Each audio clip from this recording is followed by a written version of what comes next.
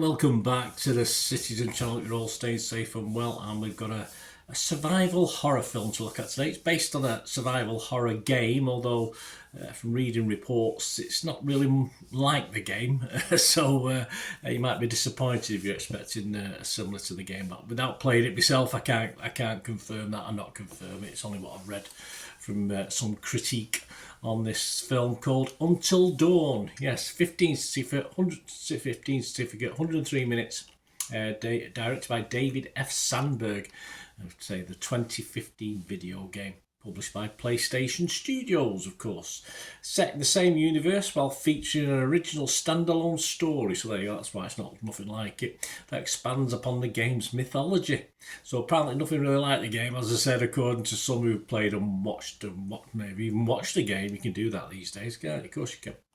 Tagline for this one: up the road, there is a place stuck in time. Yeah. No one near here, near Altrincham. I think it's called Old Trafford. Anyway, 1 year after her sister Melanie mysteriously disappeared, Clover and her friends head into the remote valley where she vanished in search of answers. Of course, they do. Very brave, these young people. Exploring an abandoned visitor centre, they find themselves stalked by a mass killer and horrifically murdered one by one. Yeah, it didn't last long. Only to wake up and find themselves back at the beginning of the same evening. Yeah, it's like a game.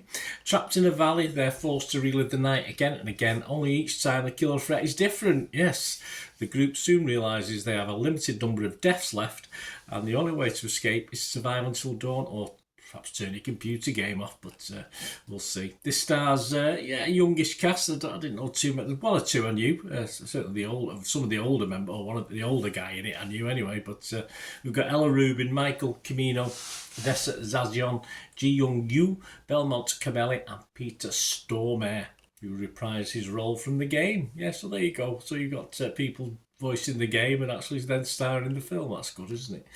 Right, this was released in the US on April the 25th. So check your territory, check yourselves in the UK if you like me here. And yeah, I'm doing this review on the 4th. May the 4th be with me. The 4th of May 2025. So yes, check your territories if you want to watch this. And I won't put you off because a lot of people like this, but a lot of people don't. A lot of comparisons with Cabin in the Woods for this film. I liked Cabin in the Woods, but despite a not too annoying cast for this, the mishmash of slasher themes never fully engaged me, and I didn't really see big connections with Cabin in the Woods apart from little bits and pieces connected to other films as well. So I wouldn't make that direct comparison. And of course, you get the same scenario becomes, and I think it's used by the consensus later on from Rotten Tomatoes, a law of diminishing returns as the film rattles on. I'm never quite sure where the comparisons are coming from in any horror film. It's just a mishmash of all different things, the slasher movies, etc. I mean, the first round of deaths happen before you really care about any of the bunch we're looking at. And as the egg timer switches again and again, you aren't expected to care just a little bit more. And I suppose you do in a way as you get to know them a little bit more, but not from big backstory presence, just from getting to know the characters. But to be honest with you, I never really cared about any of them. I never really cared whether they were going to escape or not. It didn't really bother me that much. I mean, the killing, as I said, gets underway fairly quickly. And there's a lot of it, so the build-up of tension is almost non-existent, apart from one or two of the killings, which has them running around trying to avoid things. But you know they're going to die. It's just how and by whom are they going to die. So it does lack a little bit of jeopardy. Nothing extraordinary or quirky about the killings either. No clever final destination types of offing the characters.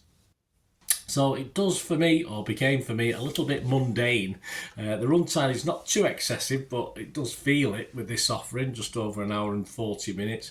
An okay budget, 15 million, so the production values are okay within constraints of a bloody big house where most of the action takes place. And the special effects are certainly passable at worst, so that's okay. Mary Cassell from Screen Rant scored it 8. She liked it. She said, "It's a thrilling ride, and the fun the production is having with itself is contained contagious.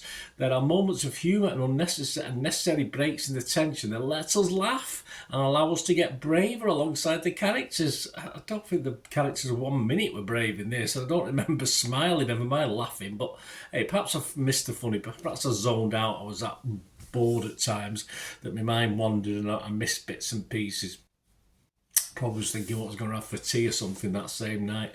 Benjamin Lee from The Guardian liked it, but not as hyperbolic as our friend was that Mary a moment ago. Benjamin Lee said, "It's held together by Sandberg, a director who has mastered the art of totally competent studio horror with slick, equally forgettable films like Lights Out and Annabelle." I liked Annabelle. Lights Out, I think I might have liked that as well.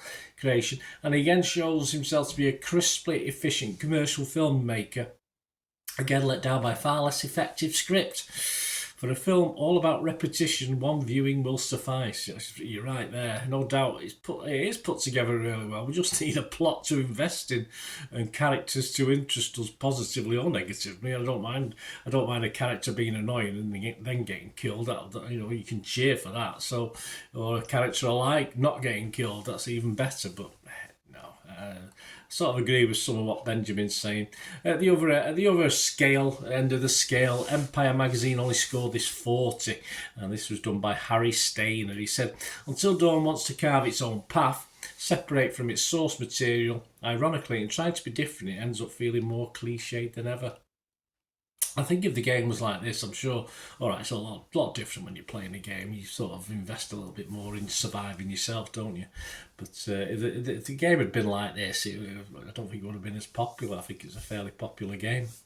Roger Moore, though, let's just go to the lowest score. We'll conclude with Roger Moore's thoughts from Movie Nation. He only scored it 25.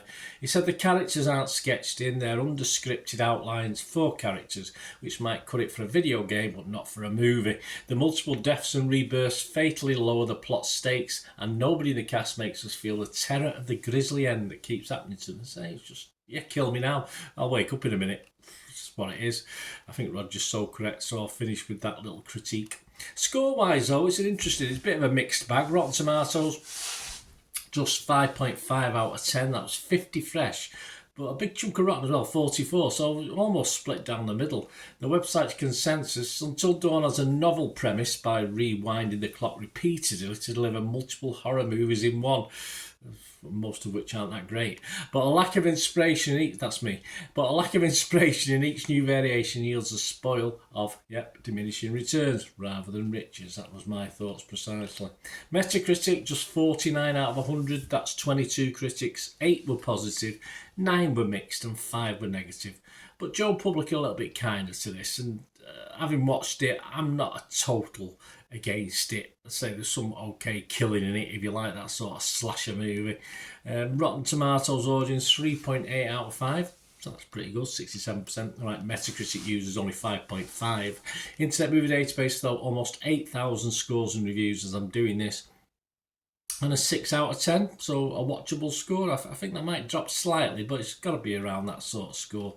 Personally, for me, I was rotten on Rotten Tomatoes. I'd probably 45, 55 for fresh to rotten, so I've gone rotten on it. I was mixed on Metacritic because I can't be a total negative on it, but I can't be totally positive either because I did my mind did wander occasionally just watching this. My score, I will give it a score, but it is my minimum score. If I get any less than this, I usually don't score a movie. So there was bits in it that might have, and I'm doing it from a sort of slasher film enjoyer's perspective.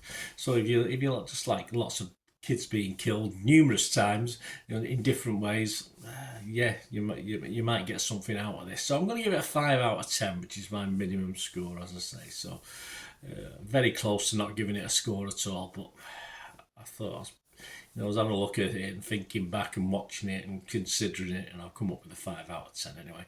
Let me know your thoughts, guys. Hope you enjoy this little review and little view of other people's views and my critique of that as well. So a critique of the film and a critique of the critiquers. So is that a word? Critiquers? Probably not. Anyway, don't matter, does it? It's my show. Anyway, so hope you enjoyed it. Let us know your thoughts. If you want to help support the channel going forward, guys, if you like what I try and do, I'm always very appreciative of any support you can give.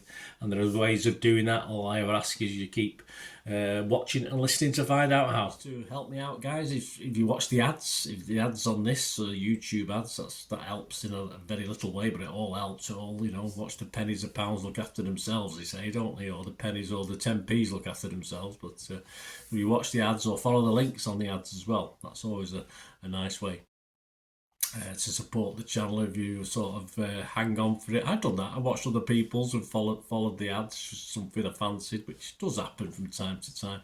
Of course, you can support me by pushing that subscribe button as mentioned earlier, and that's of course pressing the button so you know when these vlogs are coming out. And of course I'm always interested in your opinions, and of course if you can give us a like, that'd be wonderful as well. So thanks for watching, guys. Hopefully I'll join you very, very soon with something else. Until we meet again, I'll never ask one thing, don't I? Please stay safe, everyone. Bye for now.